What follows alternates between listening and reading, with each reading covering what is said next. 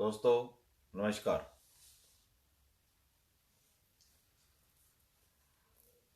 आज मैंने आप सबके सामने मेरे विरुद्ध दर्ज प्रकरणों के बारे में कुछ उल्लेख किया था। प्रकरण संख्या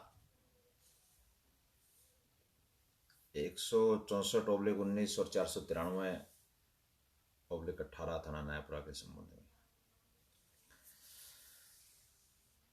मैं आज आपको जो और मेरे विरुद्ध षड्यंत्र करके मुकदमे दर्ज किए गए उनमें से एक बहुत ही इंटरेस्टिंग और रोचक मुकदमा है जिसके बारे में मैं आपको बताना चाह रहा हूँ। 15 जनवरी 2019 की रात को 1:13 पे थाना विज्ञान नगर में यानी कि 16 जनवरी की प्रातः एक मुकदमा दर्ज हुआ। मुकदमा नंबर 47/19। मैं उसके बारे में पहले आप सबको ये बताना चाहता हूँ दोस्तों, ये करीब 400 पेज की फाइल है, आप देख सकते हैं। ये फाइल मेरी नहीं है, ये फाइल कोटा शहर के पुलिस अधिकारियों की बनाई हुई है। तकरीबन मनोज सिकरवार, पुलिस निरीक्षक थाना गुमानपुरा। ये पत्रावली मैंने माननीय डीआईजी साहब श्री रविदत्त गौड़ साहब को दी। उनसे निवेदन किया कि साहब ये दस्तावेज आपकी पुलिस के हैं और ये टोटल फर्जी दस्तावेज तैयार किए गए हैं, लेकिन डीआईजी साहब ने इस पर कोई कार्रवाई नहीं की, किसी प्रकार का भी ध्यान नहीं दिया। अब मैं आपको बताऊंगा, एक एक चीज बताऊंगा दोस्तों। 13 जनवरी 2019 को मैं मोहन पहलवान कांस्टेबल है कोटा शहर पुलिस में, उसके साथ भोपाल गुजर एक कांस्टेबल है कोटा शहर में, उसके पिताजी एक्सपायर हो गए थे, तो मैं भरतपुर उसके गांव बैठने गया था। जब हम वहां से शाम को वापस आ रहे थे तो रोहितास कांस्टेबल जो मेरा बैचमेट भी है, साथी भी है, उसका फोन आया कि भाई साहब योगेश हेड कांस्टेबल बात करना चाह रहा है। मैंने कहा बात करा दे। तो योगेश ने मुझसे कहा कि भाई साहब तेजवीर मलिक आपका भाई है क्या? मैंने कहा हाँ। मैं कहा भाई भाई है, बताओ क्या काम। कि उसके खिलाफ थाना विज्ञान नगर में एक 376 की एफआईआर आई है और मैं और एसएचओ साहब और जाब्ता आज उसके नशा मुक्ति केंद्र पर गए थे। वहां पर आपके उस तेजवीर मलिक के फोटो देख के हम वापिस आ गए। इस पर मैंने तेजवीर मलिक से बात की, कॉन्फ्रेंस पे योगेश की बात कराई। उस सारी वार्ता की रिकॉर्डिंग तेजवीर मलिक के मोबाइल में। 14 जनवरी को सुबह मेरे घर पे आया तेजवीर मलिक। मैंने योगेश के साथ उसको थाना विज्ञान नगर पर भेज दिया और नियमानुसार कार्रवाई करने के लिए भी कहा भाई गलत मत करना। अब मैं इसके बारे में आपको एक एक पॉइंट वाइज बताऊंगा, बहुत ध्यान से सुनना।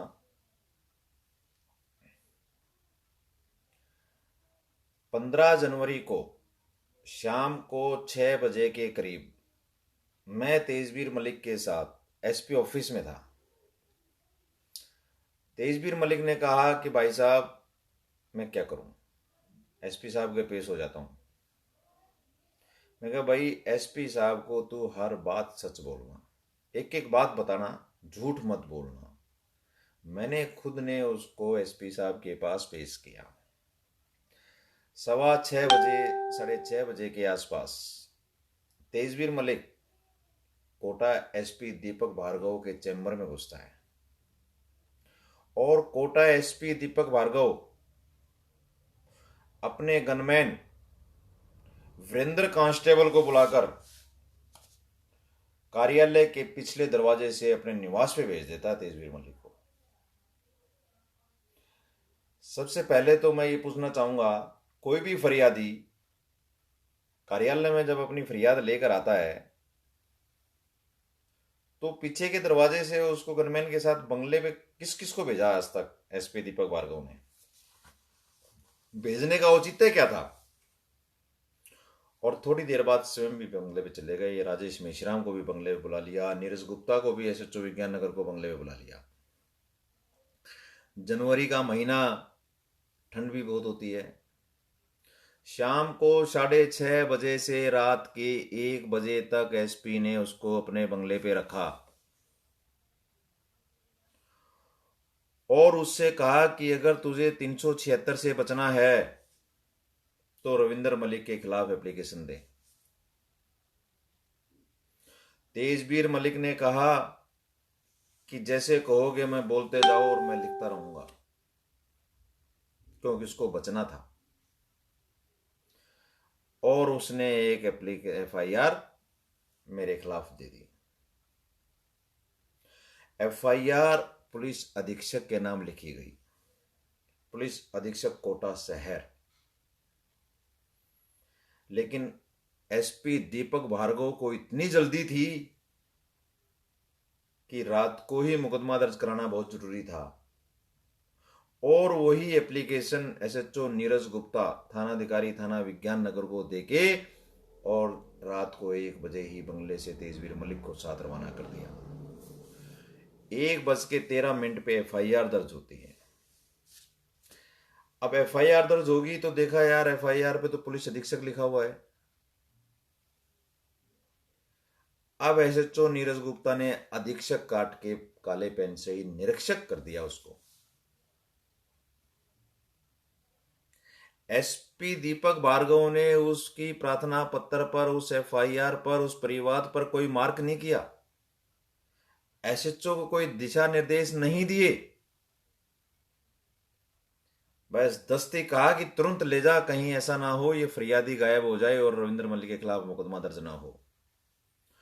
1:13 पे थाना विज्ञान नगर में मुकदमा दर्ज कर लिया था। चलो ये तो ठीक है, मुकदमा दर्ज कर लिया। मुकदमा दर्ज कहां दर्ज होता है? थाना विज्ञान नगर पर। और कार्यवाही पुलिस पे सील मोहर थानाधिकारी थाना जवाहर नगर की लगती है। वाह भाई पुलिस कोटा की।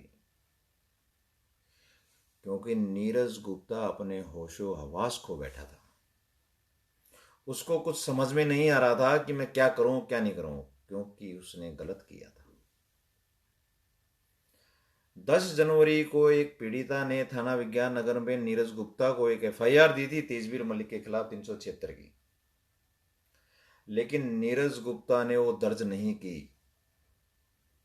और उस मुलजिम जिसके खिलाफ एफआईआर दी थी उससे सेटिंग करने के चक्कर में 10-20 लाख रुपए कमाने के चक्कर में एफआईआर ही दर्ज नहीं की।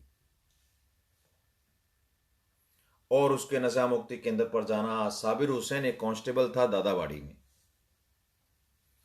जो इनका मेन सलाहकार, मेन कार्यकर्ता रहा इस केस में। बहुत इंटरेस्टिंग मामला है दोस्तों। शर्म भी आती है कि हमारे विभाग में ऐसे घटिया और नीच किस्म के अधिकारी 3-3 स्टार लगा के बैठे हैं, जिन्होंने अपना सब कुछ बेच दिया। ऐसे अधिकारी पुलिस में रहने के लायक नहीं है। एसपी दीपक भार्गव की महानता को मैं जब मानता जब तुरंत प्रभाव से नीरज गुप्ता को बर्खास्त करता, साबिर हुसैन को बर्खास्त करता। ऐसी गंदगी को महकमे में रखने का क्या फायदा? आज नहीं तो कल ओपन होंगी सारी बातें। जिसने राजस्थान पुलिस का नाम डुबो दिया, वो पुलिस महकमे में रह के इतने घटिया एक सिपाही सोच भी नहीं सकता जो इंस्पेक्टर लेवल के अधिकारी कर रहे हैं कोटा शहर में। कार्यवाही पुलिस पे सील मोहर लगी। बड़ी ताजुब की बात है, उस एफआईआर में सिर्फ एक मोबाइल नंबर अंकित था, एक महिला का, और 2 हेड कांस्टेबलों के नाम थे, रविंद्र मलिक हेड कांस्टेबल और योगेश कुमार हेड कांस्टेबल। आपकी जानकारी के लिए बता दूं, योगेश कुमार हेड कांस्टेबल थाना विज्ञान नगर में ही पदस्थापित था। नीरज गुप्ता जी इतने बेचैन हो गए, उक्त मुकदमे की जांच लक्ष्मण लाल एसआई के सुपुर्द कर दी रात को, और 2 बजे तक कार्रवाई करके पीसीआर चले गए। उनकी नाइट गश्त चेकिंग थी। अब जो नंबर अंकित था, ना तो रविंद्र मलिक के घर पे जाके तलाश की, ना योगेश से कोई पूछताछ की। अब जो मोबाइल नंबर जो उस एफआईआर में अंकित था, उस एफआईआर के धारक का नाम भी पता नहीं किया कि सिम किसके नाम से, इसका पता क्या है। उसकी लोकेशन नहीं निकलवाई रात को,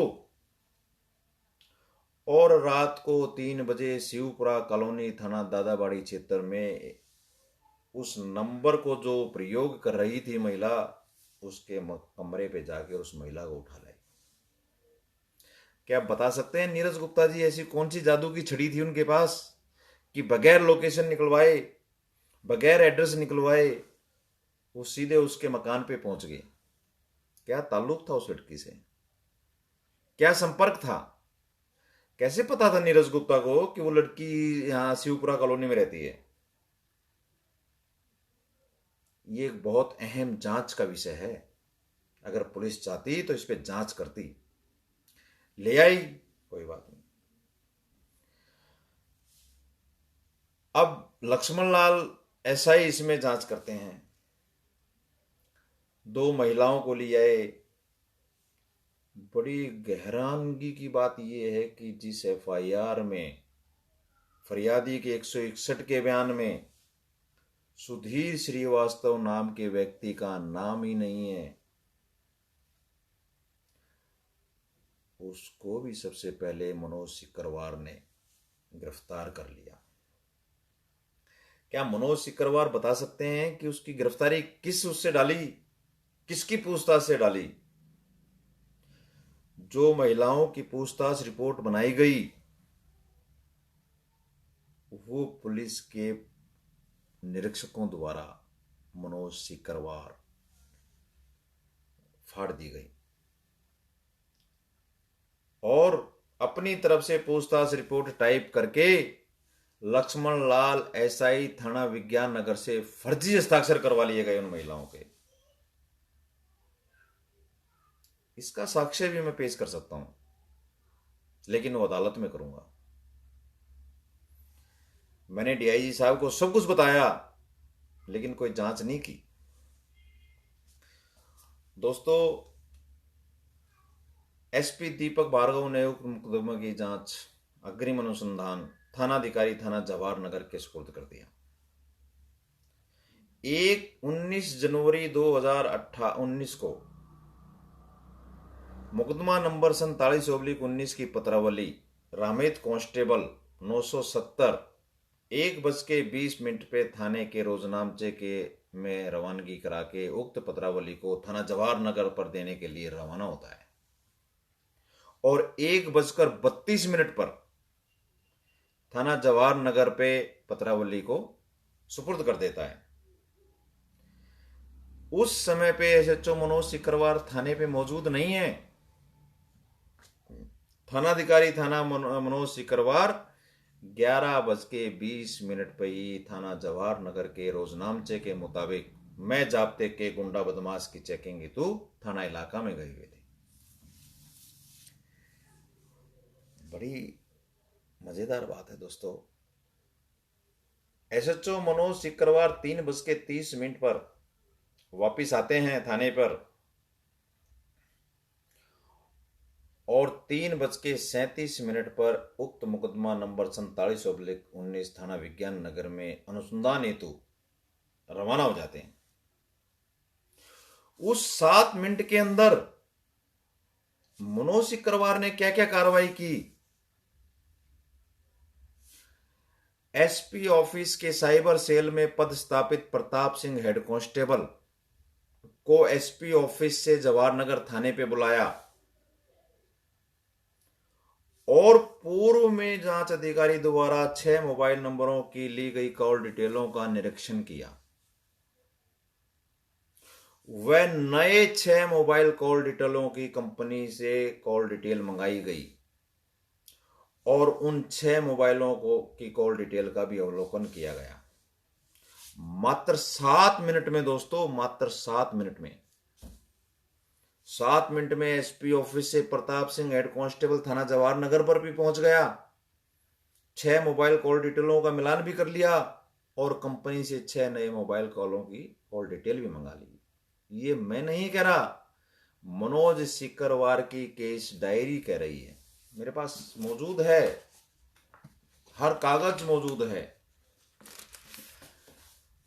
अब दोस्तों केस डायरी 4A19/19 में मनोज सिकरवार द्वारा अंकित किया गया कि सिग्मा ड्यूटी में तैनात रंजीत हेड कांस्टेबल और मोहम्मद हुसैन कांस्टेबल को पूर्व में ही 11 बजे उक्त मुकदमे की जांच के लिए 80 फुट रोड पर रवाना कर दिया गया था। शायद इस राजस्थान में ऐसा इन्वेस्टिगेशन ऑफिसर आपने आज तक नहीं देखा होगा। जिस मुकदमे की पत्रावली ही नहीं आई, मनोज सिकरवार के पास पत्रावली 1:32 थाने पे आई और 3:30 पे पत्रावली का प्राप्त करके अवलोकन करता है वो। लेकिन रणजीत हेड कांस्टेबल को 11 बजे ही रवाना कर देता है। क्या आप विश्वास कर पाएंगे? ये मनोज सिकरवार की केस डायरी बोल रही है, थाने के ये रोजनामचे बोल रहे हैं, देख लीजिए, थाना जवाहरनगर के रोजनामचे बोल रहे हैं। रोजनामचे भी क्या बोल रहे हैं, सारी रपटें फर्जी डली हुई हैं। जिस सिग्मा ड्यूटी में रणजीत हेड कांस्टेबल की ड्यूटी बताई, उस हेड कांस्टेबल रणजीत कुमार की ड्यूटी रोजनामचा तहरीर थी 19 जनवरी 2019 को। ये थाने का रोजनामचा बोल रहा है।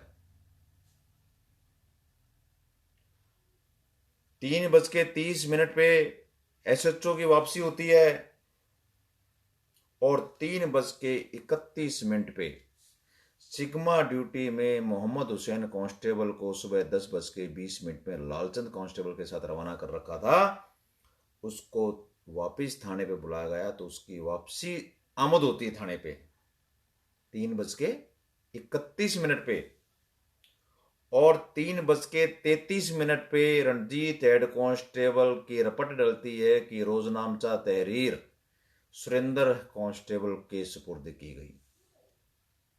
कितने बजे की दोस्तों? 3:33 पर। और 3:34 पे एसएचओ रपट डालता है कि रणजीत हेड कांस्टेबल और मोहम्मद हुसैन कांस्टेबल को 11 बजे ही रवाना कर दिया गया था, जिनकी रवानगी की रपट 7 से रह गई थी। मान लेते हैं दोस्तों 7 से रह गई थी, तो 3:31 पे मोहम्मद हुसैन की वापसी कैसे हुई और 3:33 पे रोजनामचा तहरीर कैसे संभलवाई रणजीत हेड कांस्टेबल ने? जब 11 बजे ही उनको रवाना कर दिया था तो कितनी जगह झूठ बोलेंगे, कितनी जगह सहवंश बताएंगे। 3:37 पे मनोज सिकरवार रवाना होकर 3:42 पे फिर वापस आते हैं। फिर 3:45 पे देवकी नंदन एएसआई, रोहितास कांस्टेबल 601 और महेंद्र कांस्टेबल 534 को लेकर 80 फुट रोड पे रवाना होते हैं। कितनी जल्दबाजी। फरियादी मौजूद नहीं है, एफआईआर में रेस्टोरेंट का नाम नहीं है, 161 के बयान में रेस्टोरेंट का नाम नहीं है, लेकिन 80 फुट के रेस्टोरेंटों को तलाश करो और एसएचओ मनोज सिकरवार द्वारा 80 फुट रोड पे जाके जब्ती बनानी शुरू कर दी। और मनोज सिकरवार फर्द जब्ती में बना लिख रहा है कि कैमरे नंबर इतने से तेजवीर मलिक की स्कॉर्पियो आती हुई दिखाई दी।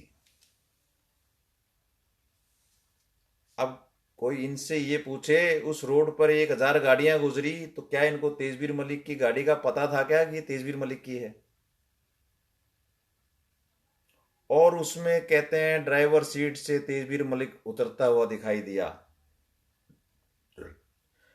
कंडक्टर साइड से रविंदर मलिक उतरता हुआ दिखाई दिया, पीछे की सीट से योगेश हेड कांस्टेबल उतरता हुआ दिखाई दिया, वह एक अन्य आदमी और उतरता हुआ दिखाई दिया, लेकिन उस अन्य आदमी का कोई नाम नहीं लिखा, जबकि वो अन्य आदमी राजस्थान पुलिस कोटा शहर में ही कांस्टेबल के पद पर प्रस्तावित है,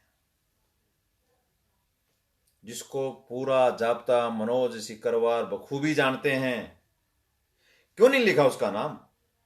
जब ड्राइवर सीट से उतरता हुआ तेजवीर मलिक दिखाई दिया, कंडक्टर सीट से रविंद्र मलिक उतरता हुआ दिखाई दिया, योगेश हेड कांस्टेबल उतरता हुआ दिखाई दिया, वह एक अन्य आदमी, जब तुम उसको जानते हो तो लिखते ना, रोहतास कांस्टेबल उतरता हुआ दिखाई दिया। लेकिन दिमाग में सिर्फ एक ही बात थी, फर्जीवाड़ा करना है, रविंद्र मलिक को उलझाना है। एसपी दीपक भार्गव का आदेश है,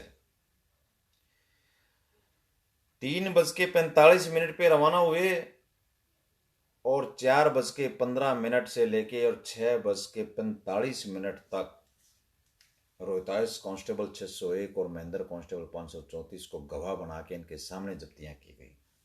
उसके बाद सील्ड मोर किया गया। 7:30 पौने 8 बजे तक सारी कार्रवाइयां कर रवाना हुए और 8:03 पर थाने पे पहुंचे। जो रोजनामचा बता रहा है,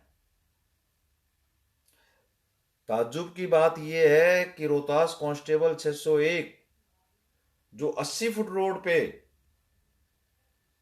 जब्तियां बना रहा था 4:45 से लेकर 8:03 तक, 6:20 पे थाना रोजनामचा के रोल कॉल में उसकी उपस्थिति दिखाई गई है और उसकी टहलगश्त की ड्यूटी लगाई गई है तलमंडी चौराहे पर। और 6:24 पर रोहतास कांस्टेबल 601 को रामस्वरूप हेड कांस्टेबल नंबर 2 के साथ बावर्दी टहलगश्त तलमंडी चौराहे पर रवाना कर दिया गया। दोस्तों, ये कौन सी कानून है? कौन सा कानून है? एक सिपाही एक ही समय में 2 जगह नौकरी कर रहा है, क्या ये संभव है? लेकिन दीपक भार्गव के राज में सब संभव है। कागजों की तो जेरॉक्स होते देखा था। अरे मनोज सिकरवार ने तो सिपाहियों की जेरॉक्स कर दी। यहां भी तक भी इनका सब्र नहीं हुआ, लगे रहे उल्टे सुलटे काम करने पे। 20 जनवरी को तेजवीर मलिक को बुलाया गया और कंट्रोल रूम ये गए, रवानगी हुई, फर्द जब्तियां बनाई, ट्रांसक्रिप्ट बनाई। जो ट्रांसक्रिप्ट इन्होंने मात्र 3.25 घंटे में पूरी कार्रवाई दर्शाई, मेरा दावा है इस पूरे राजस्थान का कोई भी पुलिस ऑफिसर 10 घंटे से पहले वो कार्रवाई कर दे तो जो सजा देनी चाहो वो मुझे मंजूर है। जो मनोज सिकरवार ने मात्र 3.25 घंटे में कर दी, गिनीज बुक में नाम लिखवाना चाहिए इनका। राष्ट्रपति पदक से इनको अवार्ड दिलाना चाहिए, राष्ट्रपति पदक से इनको सम्मानित करवाना चाहिए। अरे इतना फर्जीवाड़ा। मैंने फोन किया मनोज सिकरवार को, मैं कहा सर क्या मैं मुलजिम हूं? अरे भाई तुझे सब पता है, मैं क्या बोलूं? ये शब्द हैं, रिकॉर्डिंग है मेरे पास मनोज सिकरवार की। भाई मैं क्या करूं, सब पता है तुझे, सब जानता है तू। क्यों? जब तुम एक तरफा तुमने मेरे को मुलजिम बना दिया, सब कुछ कार्रवाई कर रहे हो, फिर चोरों की तरह आवाज क्यों? ठोक के बोलते, दबंगता से बोलते, हाँ भैया तूने गलत किया है और तेरे खिलाफ मैंने जुर्म प्रमाणित कर दिया है, आजा और गिरफ्तार हो जा। ये चोरों की तरह क्यों, डरपोकों की तरह क्यों? भाई तू सब जानता है, क्या बोलूं। आप रिकॉर्डिंग भी मैं वायरल कर दूंगा, आप सोचना उनके बोलने के तरीके से क्या उनका मकसद था। सबसे बड़ी ताज्जुब की बात तो ये हुई दोस्तों, जिस एफआईआर में, जिस 161 के बयान में, 164 के बयान में सुधीर श्रीवास्तव नाम के व्यक्ति का कोई जिक्र ही नहीं है, और मनोज सिकरवार द्वारा सबसे पहले ही गिरफ्तारी सुधीर श्रीवास्तव की गई। किस बेस पे, किस बिहाफ पे? क्योंकि मनोज सिकरवार, नीरज गुप्ता और अन्य 2-3 पुलिस निरीक्षक और इस जाल, इन्होंने एक जाल और एक गिरोह कोटा शहर में बिछाया हुआ है। खैर जैसे कर्म करेंगे, आज नहीं तो कल सामने तो जरूर आएंगे। उसके बाद मनोज सिकरवार ने सोचा, अब भाई मैं बयान लूं एक दो आदमियों के। रेलवे कॉलोनी का एक महेंद्र गुजराती के इन्होंने बयान लिए। महेंद्र गुजराती ने कहा, मेरे पास इस नंबर से फोन आया, मेरे पास इस नंबर से फोन आया, थाना दादाबाड़ी में मुझे बुलाया गया कि तू आजा, नहीं तो तेरे खिलाफ मुकदमा दर्ज होगा 376 का, और तूने इस लड़की के साथ ये किया वो किया, ना जनाब बातें जिसकी कॉपी है बयान की। जो महेंद्र गुजराती ने, महेश गुजराती ने, सॉरी महेंद्र नहीं, महेश गुजराती रेलवे कॉलोनी का रहने वाला है, जिस नंबर को अपने बयान में अंकित किया, वो नंबर दादाबाड़ी में तैनात एक हेड कांस्टेबल का था। अब मैं मनोज सिकरवार जी से ये पूछना चाहूंगा कि जब एक इंसान ने अपने बयान में ये बताया कि इस नंबर से मेरे पास फोन आया और कहा कि मैं दादाबाड़ी थाने से बोल रहा हूं, तुम थाने पे आ जाओ वरना तुम्हारे खिलाफ मुकदमा दर्ज कर लिया जाएगा, वो नहीं आया, क्या उसके खिलाफ मुकदमा दर्ज हुआ? और हुआ तो क्या कार्रवाई हुई? और नहीं हुआ तो फिर उस हेड कांस्टेबल ने उसको फोन क्यों किया? मनोज सिकरवार ने उस बयान को वहीं ड्रॉप कर दिया, उस हेड कांस्टेबल से पूछताछ नहीं की। क्यों करें? मैंने अभी 2 दिन पहले फेसबुक पे एक कहावत डाली थी, चोर चोर मौसेरे भाई। तो किस हिम्मत से और किस बिहाव से बात करे मनोज सिकरवार, किसकी उस दम पे पूछताछ करे? क्योंकि पूरे कुएं में ही भांग उड़ी हुई है। अगर मनोज सिकरवार उस हेड कांस्टेबल से पूछताछ करे तो वो मनोज सिकरवार के खिलाफ बोले, तो मरता क्या नहीं करता। इन्होंने सोचा कि भाई अपने आप को बचाओ, जो चल रहा है चलने दो। इसके बाद भी इनको सब्र नहीं हुआ। 23 जनवरी को मेरे और योगेश हेड कांस्टेबल के खिलाफ जुर्म प्रमाणित कर दिया, मात्र 4 दिन में। और दोस्तों 18/2/2019 तक हमें तलाश करने कहीं नहीं गए। 18/2/2019 यानी कि तफ्तीश के 1 महीने बाद मनोज सिकरवार ने न्यायालय में 37 पुलिस एक्ट लेने के लिए प्रार्थना पत्र पेश कर दिया, जो न्यायालय ने खारिज कर दिया। और 18/2/2019 को एसपी साहब को एक पत्र लिखा, अक्सर सर मुझे आज ज्ञात हुआ है कि दोनों हेड कांस्टेबल निलंबित चल रहे हैं, अतः उनके मूल पता प्राप्त करवाने की कृपया करें और निलंबित आदेश प्राप्त करवाने की कृपया करें। मनोज सिकरवार जी, आप ये बता सकते हैं कि 1 महीने तक क्या जखमराई आपने? कौन सी जांच की? 19 जनवरी 2019 से लेके 18 फरवरी 2019 तक आपको यही नहीं पता कि आपके विभाग के 2 हेड कांस्टेबल कहां नौकरी कर रहे हैं, नौकरी कर रहे हैं या फरार हैं या निलंबित चल रहे हैं, और जुर्म प्रमाणित कर दिया। बड़े शर्म की बात है। जवाब हो तो आप दे सकते हैं। सोशल मीडिया पे सब आजाद हैं।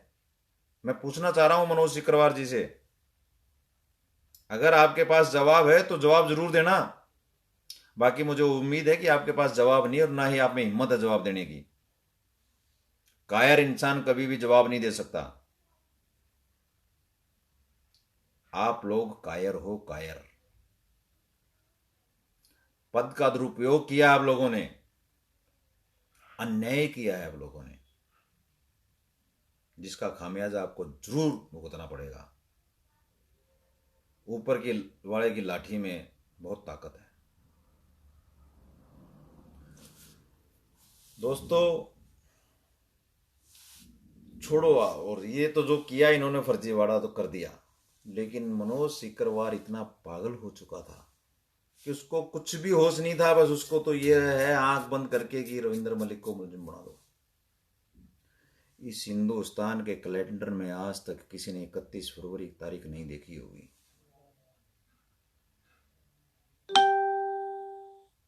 मनोज सिकरवार ने 31 फरवरी 2019 को भी हमारे विरुद्ध कार्रवाई कर दी और हमें तलाश किया गया।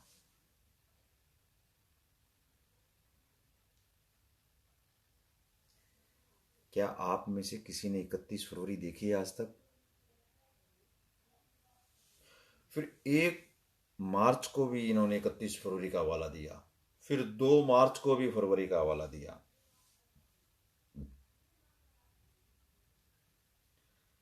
क्यों? ये काम कब होते हैं? जब आदमी के दिमाग में सिर्फ एक ही टारगेट होता है, और जब आदमी गलत करता है तो गलती पे गलती, गलती पे गलती कर जाता है। और उस निर्दोष आदमी के साथ कोई दे या न दे, लेकिन ऊपर वाला तो देता है। दोस्तों 5 मार्च 2019 को तो मनोज सिकरवार ने हद ही कर दी। इस मुकदमे की जांच थानाधिकारी थाना जवाहर नगर को दी गई थी, ना कि मनोज सिकरवार को। 1 मार्च को मनोज सिकरवार का जवाहर नगर से स्थानांतरण थाना गुमानपुरा पर हो गया और 1 मार्च को थाना गुमानपुरा पर आ गए वो। जब विज्ञान नगर के रोजनामचे से इस पत्रावली की रवानगी हुई है, जवाहर नगर में आमद हुई है, लेकिन मनोज सिकरवार ने रवानगी नहीं की। पत्रावली को लेके नहीं आया 1 जनवरी को।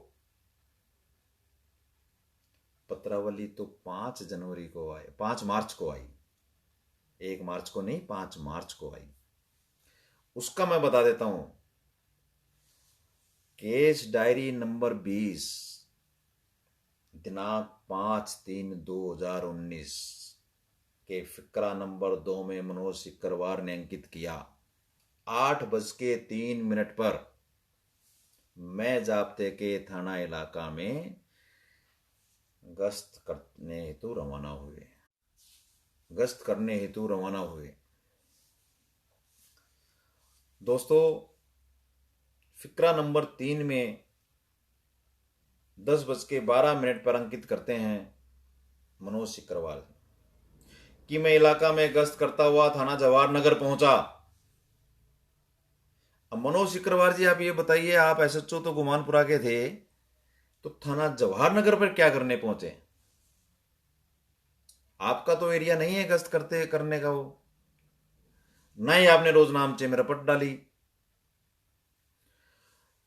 और लिखा उसमें कि गश्त करता हुआ थाना जवाहर नगर पहुंचा, जहां पीसीआर से जरिए वायरलेस मुझे सूचना मिली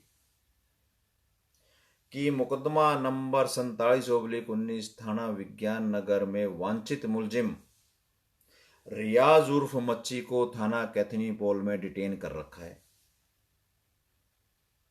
जिस पर मैंने थाना जवाहर नगर के जाप्ते अनोखे Singh ASI, Abdul Haq head constable और सुरेंद्र कांस्टेबल को हिदायत देकर थाना कैथनीपोल रवाना किया और वांछित मुलजिम रियाज को सुरक्षित थाना गुमानपुरा पर लाने की हिदायत दी।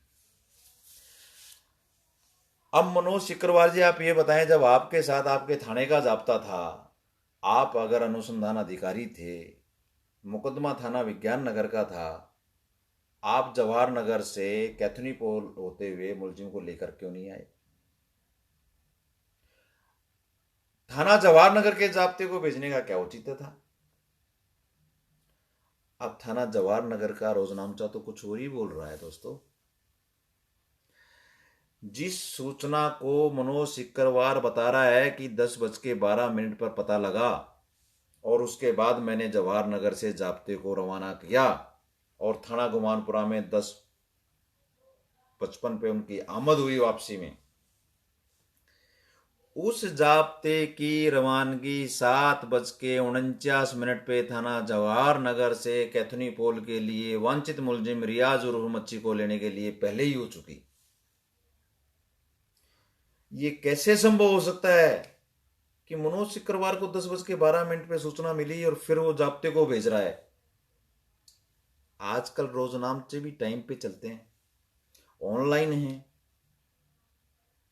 तो लेकिन थाना जवाहर नगर के रोजनामचे में तो 7:49 पे रवानगी हो रही जाब्ते की, और थाना कैथनीपोल पे 8:17 पर मुलजिम रियाज उर्फ मच्छी को लेके वापसी भी हो गई जाब्ते की।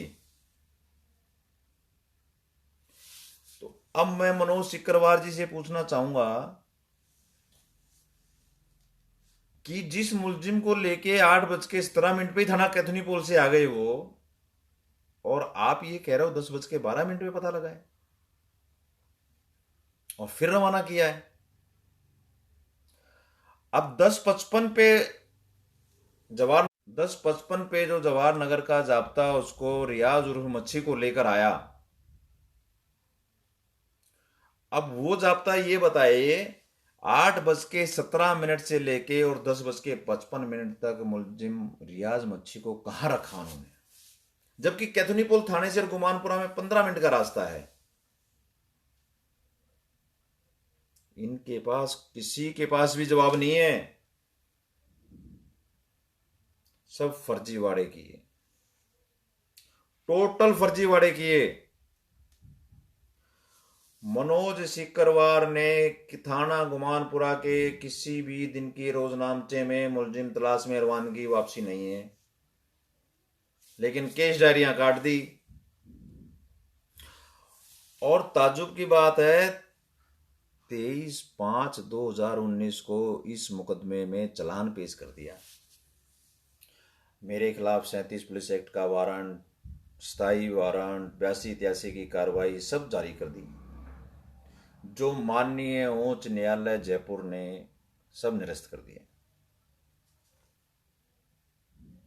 और आज तक पेंडिंग है।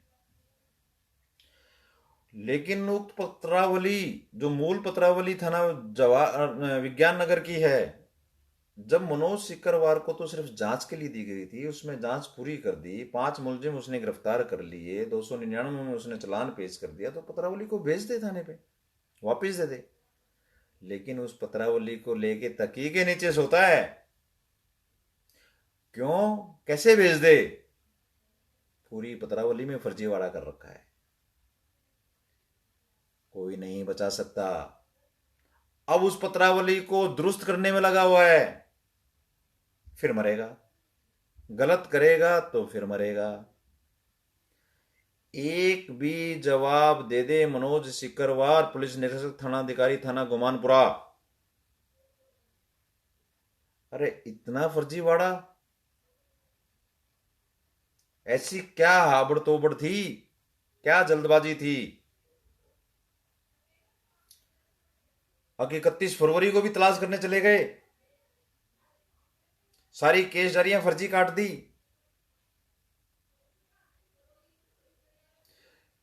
गलत का नतीजा गलत होता है मिस्टर सिकरवार जी,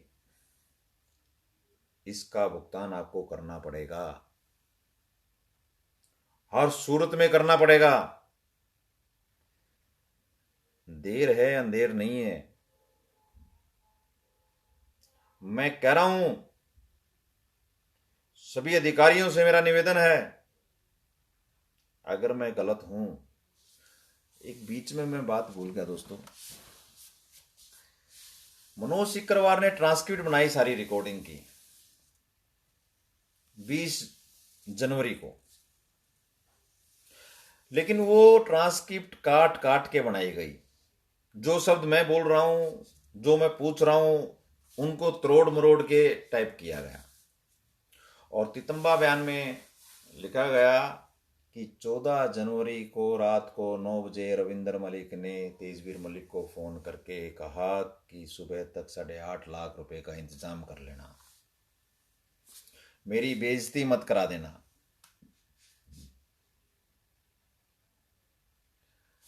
जब उसकी भी रिकॉर्डिंग है इनके पास, तो रिकॉर्डिंग को तो कोई झुठला नहीं सकता। और मैं 2 साल से लिख लिख के दे रहा हूं। 14 जनवरी 2019 की रात को 9 बजे जो तेजवीर मलिक से वार्ता होना बता रखा है, मनोज सिकरवार ने उसकी ट्रांसक्रिप्ट नहीं बनाई, उस रिकॉर्डिंग को पत्रावली पे नहीं लगाया। लगाई भी कैसे, ट्रांसक्रिप्ट बनाई भी कैसे? अगर ट्रांसक्रिप्ट बनाते हैं तो रविंदर मलिक मुलजिम ही नहीं बनता। अब इनको तो रविंदर मलिक को मुलजिम बनाना था, इसलिए उस ट्रांसक्रिप्ट को ही गायब कर दिया। 65 साक्ष्य अधिनियम का प्रमाण पत्र तो ले लिया, 13, 14, 15 की समस्त रिकॉर्डिंगों की को सुरक्षित रखा गया, ट्रांसक्रिप्ट बनाई गई। मैं दावे के साथ कह रहा हूं, मनोज सिकरवार, अगर हिम्मत है तो 14 जनवरी 2019 की रात्रि 9 बजे की रविंदर मलिक और तेजवीर मलिक की जो रिकॉर्डिंग है उसकी ट्रांसक्रिप्ट बनाकर पत्रावली पे लगाओ। अब मैं आपको ये बताता हूं दोस्तों, क्यों नहीं लगाई ट्रांसक्रिप्ट। ट्रांसक्रिप्ट इसलिए नहीं लगाई गई, ये सत्य है, बिल्कुल 1001% सच्चाई है कि 14 जनवरी 2019 को रात्रि 9 बजे रविंदर मलिक और तेजवीर मलिक के जरिए टेलीफोन वार्ता हुई। और उस वार्ता में क्या है ये मैं आपको बता देता हूं। मैंने तेजवीर मलिक को फोन किया और कहा, भाई योगेश हेड कांस्टेबल का फोन आया है, 10 बजे उसकी डीओ ड्यूटी है, सीआई नीरज गुप्ता ने तुझे बुलाया है कि उसको भेज दो, उसके बयान लेने हैं। तेजवीर मलिक ने कहा, भाई साहब कहीं मेरे साथ चोट तो नहीं हो जाएगी। मैं कहा, भाई डरे मत, जब तूने गलत नहीं किया तो तेरे साथ कोई गलत नहीं होगा, तू चला जा 10 बजे और बयान दे आना। लेकिन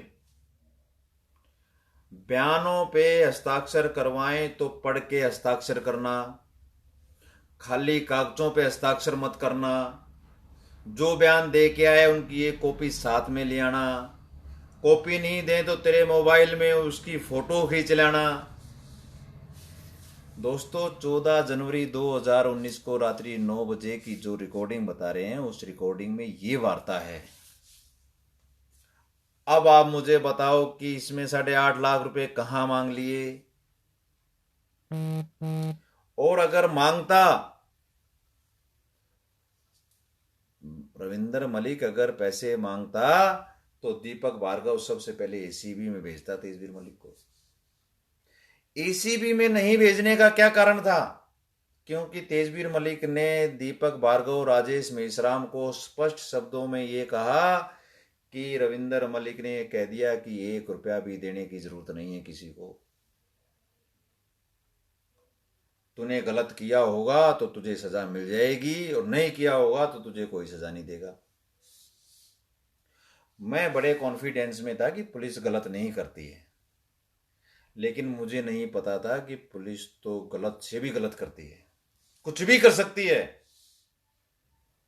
और मैं बड़े दावे के साथ कह रहा हूं, मनोज सिकरवार जी, 14 तारीख की उस रिकॉर्डिंग को लगाओ पत्रावली पे। आप ने आज तक कोई ऐसा आदमी देखा होगा कि अपने विरुद्ध साक्ष्य को वो कह रहा है कि पत्रावली पे लगाओ?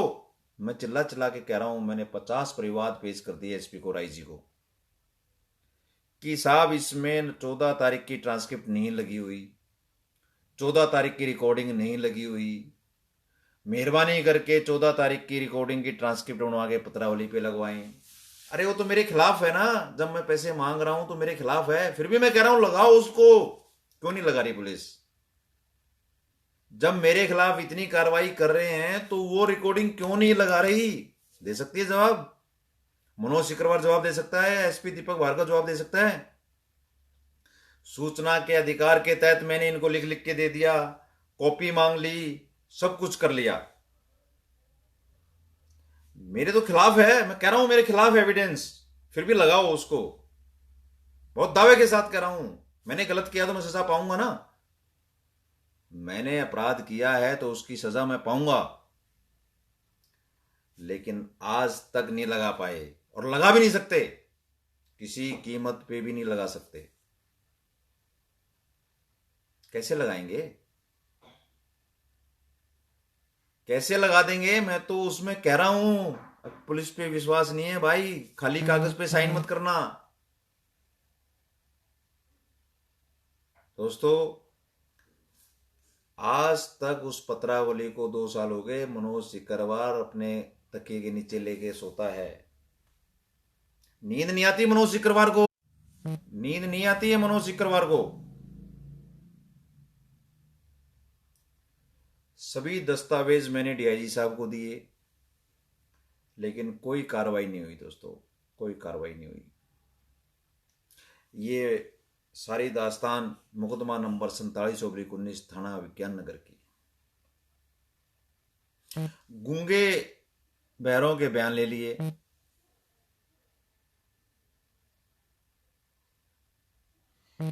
जिस कैंटीन में तेजवीर मलिक महिला को लेकर गया, वो कैंटीन कोई गैर नहीं, वो कैंटीन तेजवीर मलिक हर की थी, तेजवीर मलिक के भांजे की थी, जहां 5 साल से तेजवीर मलिक वो सब रहते हैं। पुलिस ने ये जांच नहीं की।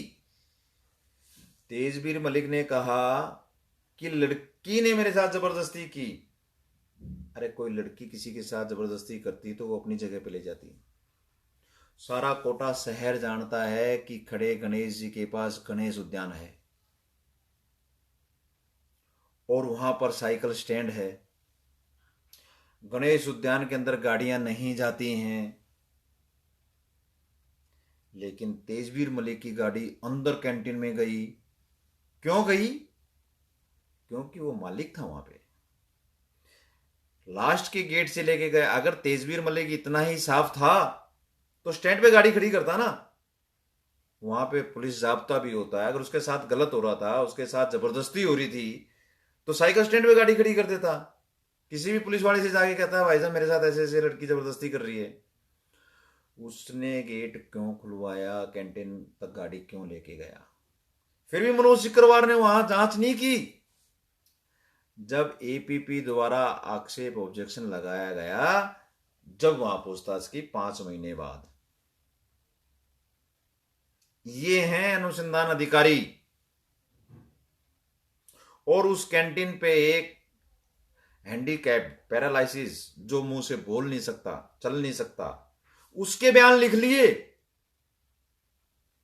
अरे शर्म करो, जो आदमी जुबान से नहीं बोल सकता उसके बयान लिख रहे हो तुम। वाह भाई वाह, बड़े बहुत ही अच्छे अनुसंधान अधिकारी हैं कोटा शहर में। दोस्तों,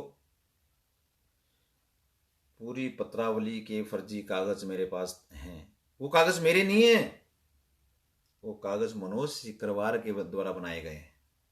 और मैं बहुत दावे के साथ कह रहा हूं, एक कागज को भी मनोज सिकरवार सच्चा साबित कर दे, या राजस्थान का कोई भी निष्पक्ष पुलिस अधिकारी सच्चा साबित कर दे, सिंगल कागज को नहीं कर पाएंगे, किसी कीमत पे भी नहीं कर पाएंगे। आज नहीं तो कल, कल नहीं तो परसों खामियाजा तो भुगतना पड़ेगा मनोज सिकरवार जी। गलत का नतीजा तो गलत ही होता है। कानून सबके लिए बराबर है, चाहे वो सिपाही हो, चाहे वो आरपीएस हो या आईपीएस हो, कानून सबके लिए बराबर है।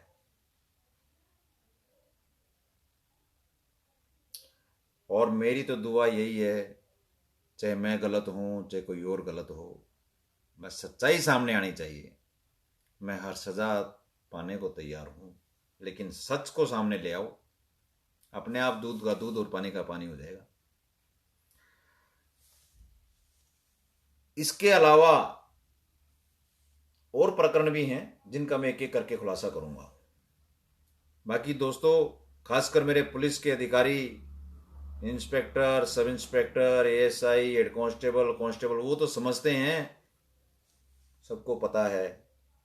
मैंने सारे दस्तावेज फेसबुक पे भी डाले हैं। एक को तो साबित कर दें, एक कागज को। कौन सा अनुसंधान है ये?